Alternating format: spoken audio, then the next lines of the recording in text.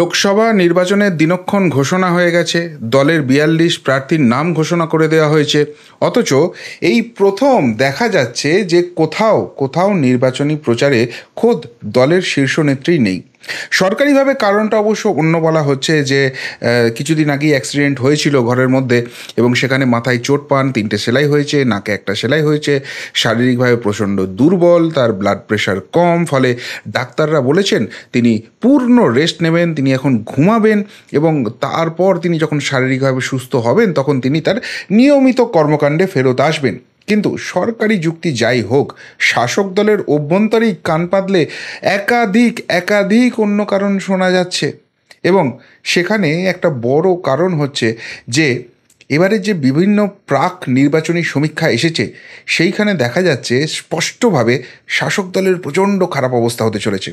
শুধুমাত্র তাই নয়, দলের যে আভ্যন্তরীণ সমীক্ষা আছে, সেই যে রিপোর্ট আছে, সেই রিপোর্টও আসছে যে বহু আসন যেগুলো মনে করা হচ্ছিল যে হাড্ডাহাড্ডি লড়াই হবে বা অ্যাটলিস্ট সেখানে কনফিডেন্সের জায়গায় আছে, সেখানেও কিন্তু ভোট কমার লক্ষণ আছে। আর তাই এত সব কিছু নিয়ে একটু তো মুষড়ে পড়া অবস্থা ছিল। কিন্তু শেষ শেষ যে ঘটনাটা ঘটে গেছে সেটা হচ্ছে গার্ডেন রিচ কাণ্ড। সেখানে মাথায় ফেটি বেঁধে এই কীভাবে একটা মাথায় শাড়িটা নিয়ে তিনি ছুটেছিলেন, এবং ছুটে গিয়ে তিনি ভেবেছিলেন তার ম্যাজিক, তার জাদু সেখানে কাজ করবে, কেননা তিনি তো মমতাময়ী। কিন্তু গিয়ে যেটা তিনি ফিল করেছেন সেখানে বড্ড বেশি নির্মমতা হয়ে গেছে।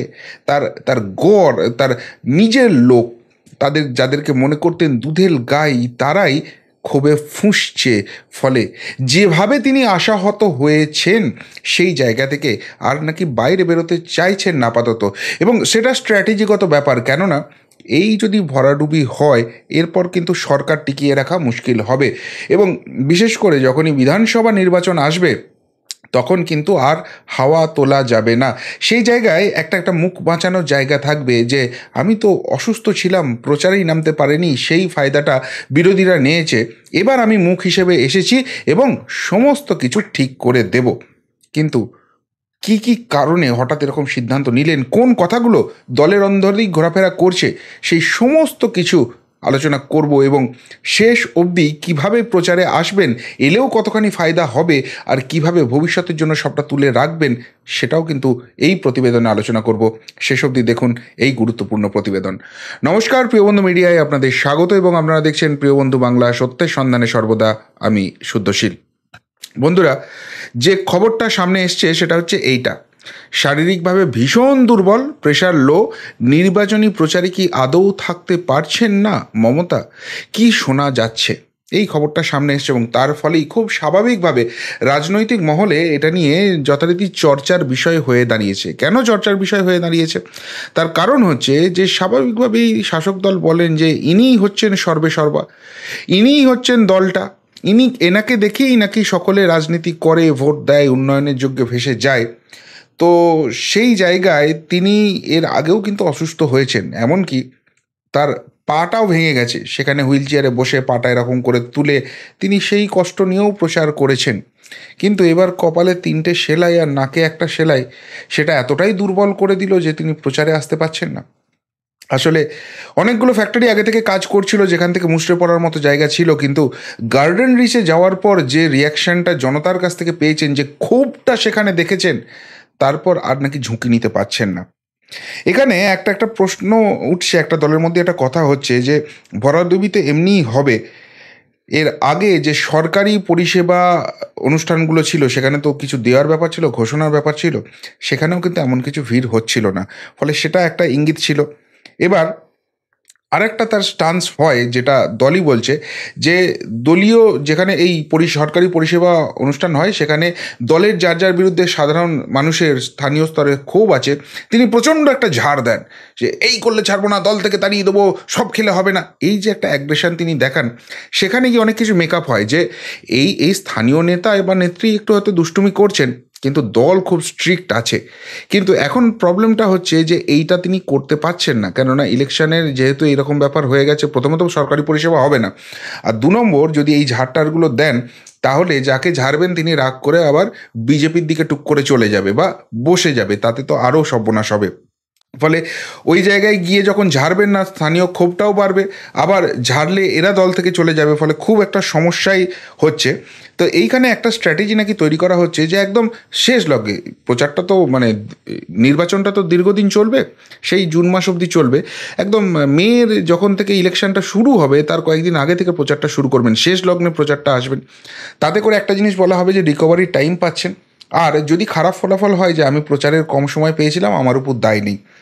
আরেকটা বলছে যে এখানে কিন্তু সময়টা মেপে নেওয়া যাবে কীরকম, যেরকম এখন যারা দলের নেতারা করছেন, সেনাপতি টেনাপতি সব প্রচারে নেমেছেন, সেখানে পুরো ফাঁকা মাঠ দেখা যাচ্ছে এবং তার ফলে কিন্তু দল ক্রমশ ডিমোরালাইজড হচ্ছে।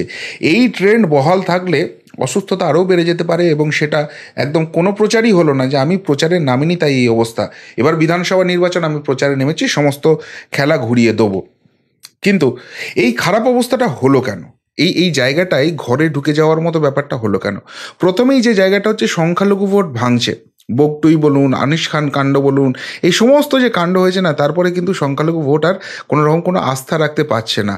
এবং সবথেকে বড় কথা, সিএএ নিয়ে যে কথা বলেছিলেন যে জান দিয়ে দেবো, সিএ করতে পারবো না, কেন্দ্রীয় সরকার সিএ করে দেখিয়ে দিয়েছে। এবং তার ফলে কি ইম্প্যাক্ট হবে না হবে এইসব কিন্তু ভবিষ্যতের গর্বে, ওইসব নিয়ে কিন্তু আর সংখ্যালঘু সমাজটাকে রাখা যাচ্ছে না। এবং সেটা পঞ্চায়েত ভোটেই ইঙ্গিতটা মিলছিল যে সংখ্যালঘু ভোট ভাঙবে, তার ফলে ইন্ডি জোটের করতে গিয়েছিলেন কিন্তু সেখানে পিন্ডি চটকে গেছে, ফলে সংখ্যালঘু ভোট সার্বিকভাবে আসছে না। আর সার্বিকভাবে না এলে সেখানে কিন্তু বড় সমস্যা রয়েছে। 2 নম্বর পয়েন্ট যেটা খুব খুব ইম্পর্টেন্ট হতে চলেছে, সেটা হচ্ছে যে হিন্দু ভোট যেটুকুনি ছিল তারা কিন্তু পুরোপুরি এবার শিফট করে যাচ্ছে, তারা পুরোপুরি শাসক থেকে মুখ ফিরিয়ে নেবে। এবং এই অংশটাই কিন্তু মেজরিটি। এতদিন যেটা একটা ভুল ধারণা ছিল যে 29% ভোট রয়েছে সংখ্যালঘু, তাদের ভোটটা যাদের দিকে থাকবে তারাই কিন্তু রাজ্যে ক্ষমতায় আসবে। এখন এই হিন্দু ভোটটা কিন্তু ভাবতে শুরু করেছে আমরা কিন্তু 71%, আমরা যদি এক কাট্টা হতে পারি, সবটা হওয়া সম্ভব নয়, কিন্তু বিধানসভা নির্বাচনে 56% হয়েছিল, সেটা 66-70% অবধি যদি হয় তাহলেই তো কেল্লা ফটে। 65% যদি সংখ্যাগুরু ভোট মানে হিন্দু ভোট যদি কনসলিডেট করে, তাহলে কিন্তু যে দলের পক্ষে যাবে তারা বাজিমাত করবে, এবং সেই টেন্ডেন্সি কিন্তু পশ্চিমবঙ্গে শুরু হয়ে গেছে। ফলে এটাও একটা ঝটকার জায়গা রয়েছে। মহিলা ভোট সন্দেশখালী ইস্যুর পর কিন্তু গেছে, বেশ বড় রকম ধাক্কা গেছে, মানে গোটা সার্বিকভাবে যে 10-12% মহিলা ভোট আছে তার মধ্যে থেকে অন্তত 4-5% ইতিমধ্যেই বেরোতে শুরু করেছে, কারণ সন্দেশখালীর বিস্ফোরণ ঘটেছে, সন্দেশখালী বিভিন্ন জায়গায় ঘটছে, যেখানে ঘটেনি তারা, যারা একটু খবরাখবর রাখেন তারা ভাবতে শুরু করেছেন যে ওখানে হয়েছে যখন আমার বাড়িতেও হতে পারে।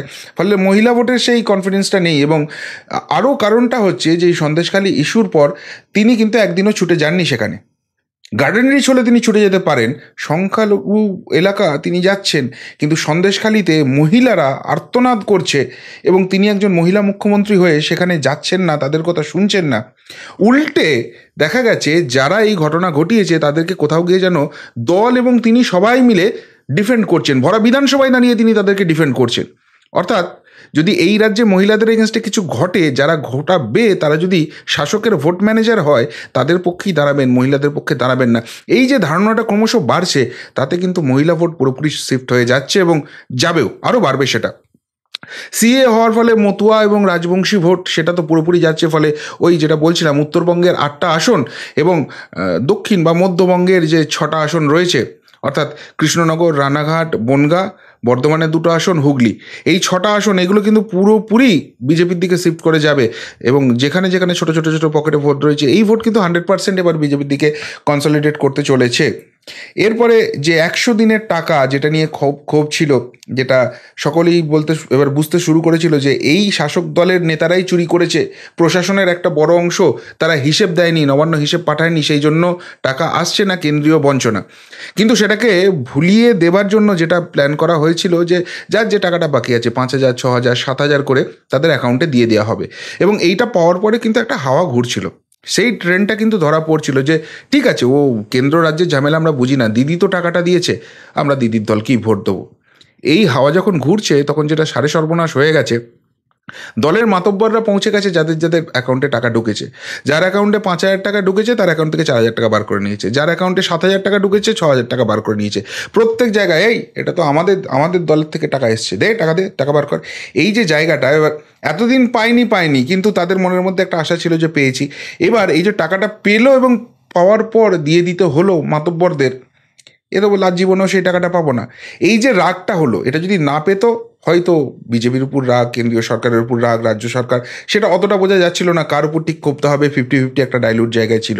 কিন্তু এই টাকাটা দিচ্ছে, দেওয়ার পর আবার বেরিয়ে যাচ্ছে, এইটা কিন্তু সহ্য করতে পারছে না, এটা পুরোপুরি দলের এগেনস্টে যাবে। 6 নম্বর যে পয়েন্টটা হচ্ছে সেটা হচ্ছে লক্ষ্মীর ভাণ্ডার কাজ দেবে না। কেননা এতদিন লক্ষ্মীর ভাণ্ডার দিয়ে যেটা বলা হচ্ছিল যে দেখো আমি তো 500 টাকা করে দিচ্ছি, আমি তো 1000 টাকা করে দিচ্ছি, বিজেপি তো এই টাকাটা দেয় না। কিন্তু এখন সকলেই সোশ্যাল মিডিয়া দেখছে বা বিভিন্ন জায়গা থেকে খবর আসছে, সেখানে দুটো জিনিস দেখা যাচ্ছে। নাম্বার ওয়ান, এই প্রকল্প কিন্তু বাংলায় চালু হয়নি। এই প্রকল্প প্রথমে আসামে চলেছিল, যেটা বিজেপি শাসিত, এবং সেখানে গড়গড়িয়ে চলছে। এবং সেইটা কিন্তু বিজেপি শাসিত আরেকটা রাজ্য মধ্যপ্রদেশ তারা অ্যাডপ্ট করেছে এবং এখানকার থেকে বেশি টাকা দিচ্ছে। অর্থাৎ বিজেপি শাসিত রাজ্যে কিন্তু এই প্রকল্পগুলো আছে, সেখান থেকেই বেসিক্যালি টুকলিফাই হয়েছিল। এবং বিজেপি কিন্তু লক্ষ্মীর ভাণ্ডারের এগেনস্টে নয়, তারা থাকলে তারাও দেবে। এবং শুধুমাত্র দেবে না, এখানে একটা বিরোধী দলনেতা শুভেন্দু অধিকারী মাস্টার স্ট্রোক খেলে দিয়েছেন যে আমরা এলে প্রথমে বলেছিলাম 2000 টাকা দেবো, 3000 টাকা দেবো। অর্থাৎ যেটা প্রচারটা চলছিল যে লক্ষ্মীর ভাণ্ডার আমরা আছি বলে পাচ্ছ, আমরা চলে গেলে তোমরা কিন্তু আর পাবে না, বিজেপি এসে কিন্তু এই লক্ষ্মীর ভাণ্ডার প্রকল্প বন্ধ করে দেবে। মানুষ এটা বলতে শুরু করেছে যে বিজেপি এটা করতে পারবে না, করলে ওদের ভোটটাই যাবে, আর ওরা এসে তো বলছে 3 গুণ বেশি টাকা দেবে, তাহলে বিজেপিকে কেন ভোটটা দেবো না। এইটা কিন্তু লক্ষ্মীর ভাণ্ডারের একটা বড় কাজ এবার করতে চলেছে, ফলে লক্ষ্মীর ভাণ্ডার কাজ দেবে না। এবং সবথেকে বড় যেটা শেষ হয়েছে সেটা হচ্ছে গার্ডেনেজ কাণ্ড। ওই মাথা ফাটাফাটা নিয়েও তিনি ছুটে গিয়েছিলেন একটাই কারণে, যে এখানে যদি না যাই তাহলে মানুষের কাছে একটা ভুল বার্তা যাবে। সন্দেশখালি না যেতে পারি, ওই সন্দেশখালির ওই এরিয়াতে আর ভোট পাবো না বুঝে গেছি, বা ওখানে গিয়ে মহিলাদের ফেস করার মতো জায়গায় নেই। যেভাবে শুভেন্দু অধিকারী সেখানে গেছেন এবং মানুষজন তাকে আবেগে জড়িয়ে ধরেছেন, সেই জায়গায় আমি গেলে আমার কপালে যথেষ্ট রকমের ভৎসনা আছে। আমরা 2 মন্ত্রীকে পাঠিয়ে দেখেছিলাম, তাদেরকে কি ঝাড়টা ঝেড়েছে সেখানকার লোকজন, পালিয়ে মেজেছে। আমি গেলে কি করবে, কোনো রিস্ক নিতে পারেনি। কিন্তু গার্ডেন রিচে সেই জায়গাটা, সেই সম্ভাবনা নেই। আমি তোমাদেরই লোক, এই কথা আমি তো গিয়ে বলবো, এবং সেই রকমই আমি একটা ভাবমূর্তি তৈরি করে যাওয়ার চেষ্টা করেছি। কিন্তু গিয়ে যেটা দেখেছেন যে মানুষের যে ক্ষোভটা হচ্ছে, এবং ওই এতদিন একটা সিএ এনআরসি এসব জুজু দেখিয়ে ব্যাপারটাকে ম্যানেজ করার চেষ্টা করা হয়েছিল, সেই সমস্ত কিছুর বাইরে চলে এসছে। দৈনন্দিন জীবনযাপনে যেভাবে লুটপাট চলছে, যেভাবে শুষে খাচ্ছে তার স্থানীয় স্তরের মুখ্যমন্ত্রীরা, এই ক্ষোভটা এবার ভোট বাক্সে হবে। হয়তো তারা সরাসরি বিজেপিকে ভোটটা দেবেন না, কিন্তু তাদের ভোট দেওয়ার জন্য কংগ্রেস, সিপিএম, আইএসএফের অপশানটা পড়ে থাকছে। আর যেদিকেই ভোটটা যাক, ভোটটা তো কাটবে শাসকেরই। আর এই যদি সিচুয়েশন হয়, এই পয়েন্টগুলো যদি অ্যানালিসিস করেন, তাহলে সেই জায়গা থেকে জেতার সম্ভাবনা প্রায় কোনো আসনেই থাকছে না। আর এই জায়গাতেই যদি সরাসরি তিনিও প্রচারে নামছেন, এমনিতেই দেখা যাচ্ছে, ওই বললাম সেনাপতির প্রচারে কোনো লোক নেই। এর আগে যে সরকারি পরিষেবা অনুষ্ঠান, তার অনুষ্ঠান, সেখানেও ভিড় হয়নি। সিভিক ভলেন্টিয়ার, আশাকর্মী, স্কুলের বাচ্চা বাচ্চা ছেলে মেয়ে, বিরিয়ানির প্যাকেট, অনেক কিছু দিয়ে সভা বাড়াবার চেষ্টা হয়েছিল, কাঁচকলা, তাতে কোনো লাভ হয়নি, তাতেও ময়দান ফাঁকা থাকছিল। এখন সেনাপতির ময়দান ফাঁকা থাকছে, এরপর তিনি প্রচারে নামবেন, সেই ময়দান ফাঁকা থাকবে। সেইটা যখন আরও বেশি করে স্প্রেড হবে, যেটুকুনি কর্মী সমর্থক এখনও ময়দানে ঘুরঘুর করছে, একটু একটু ভোটের কাজ করছে, তারা ডিমোরালাইজড হয়ে ঘরে ঢুকে যাবে। এবং তারপর বিজেপি প্রচারে নামবে যে দেখো এ তো সর্বশক্তি দিয়ে নেমেছিল, তারপর এই ভরাডুবি হয়েছে। তাহলে এই দলটাকে মানুষ বিদায় করে দিয়েছে এবং বিধানসভাতে এটা এফেক্ট করতে চলেছে। কিন্তু উল্টো দিকে যদি দেখা যায় যে আস্তে আস্তে হাওয়াটা ঘুরছে, তাহলে শেষ লগ্নে প্রচারে নামবেন। যদি পজিটিভ হয় তাহলে বলবেন দেখো আমি প্রচারে নামলাম, আর এই দেখো আমার মানুষ আমাদের সঙ্গে আছে। আর যদি নেগেটিভ রেজাল্ট হয়, বলবে আমি বড্ড বেশি প্রচারের কম সময় পেয়েছিলাম, সেই জন্য তো হয়নি, এবার বিধানসভায় অন্য ব্যাপার হবে। আর যদি দেখা যায় যে এই এখনও তো 15-20 দিন সময় রয়েছে প্রথম দফার ভোট হতে, তো সেই জায়গা থেকে যখনই হবে আমরা মোটামুটি ময়দানে নামছি এবং দেখছি যে কোনো রকম কোনো ভিড় হচ্ছে না, আমি নামবই না, অসুস্থতা অনেক দীর্ঘায়িত হবে। এগুলো দেখুন এখন সবটাই কিন্তু দলীয় স্তরে স্পেকুলেশনের জায়গায় রয়েছে, এবং সেখানেই দলের মধ্যে আলোচনা হচ্ছে। হয়তো সত্যিই তিনি শারীরিকভাবে অসুস্থ, কিন্তু গার্ডেন রিচে তিনি কীভাবে ছুটে গেলেন সেটা নিয়েও দল প্রশ্ন তুলছে। এতই যদি অসুস্থ হবেন, তবে তিনি যদি সত্যিই অসুস্থ হন, তার দ্রুত সুস্থতা কামনা করছে। তিনি আসুন, লড়াইয়ের ময়দানে আসুন, সেখানেই আইডিওলজিক্যাল লড়াইটা হবে। দেখি তার আবার ম্যাজিক নতুন করে কাজ করতে শুরু করে কিনা, তিনি আর কি কি খেলা দেখাতে পারেন বাংলাকে, এবং বাংলা সত্যিই খেলা হবে বলে আবারও তার দলকে বিপুল ভোটে জিতিয়ে একদম পূর্ণ সমর্থন রাখতে পারে কিনা, আমরা সেটাই দেখতে চাই। লড়াইয়ের ময়দান থেকে কেউ সরে গেলে সত্যিই ভালো লাগে না। সামনাসামনি লড়াইটাই তো বেশ ভালো লাগে, উপভোগ্য লাগে। সে কেউ নিয়ম ভেঙে খেলুক আর কোনো নিয়ম না মেনেই খেলুক, সেই হারানোতে বেশি মজা লাগে। তো শেষ অবধি কী হবে দেখা যাক। তবে এই কারণগুলো কিন্তু দলের অভ্যন্তরেই ঘুরছে। আর তাঁকে কিন্তু বাইরে প্রচারে দেখা যাচ্ছে না। ডাক্তারের পরামর্শে দীর্ঘ বিশ্রামের জন্য একটা তার জন্য সাজেশন এসছে না, এমন জানা যাচ্ছে। তো এই অবস্থায় সত্যিই কি শাসক দল পারবে কিছু করতে? নাকি যেটুকুনিও ফলাফল হতো তার থেকেও খারাপ অবস্থার দিকে যাচ্ছে? আপনাদের কি মনে হচ্ছে? উত্তরটা অবশ্যই কমেন্ট বক্সে কমেন্ট করে জানাবেন। এখনকার মতো এখানেই শেষ করলাম। ফেরত আসছি নতুন প্রতিবেদন নিয়ে খুব তাড়াতাড়ি। ভালো থাকবেন, সাথে থাকবেন, পাশে থাকবেন। নমস্কার।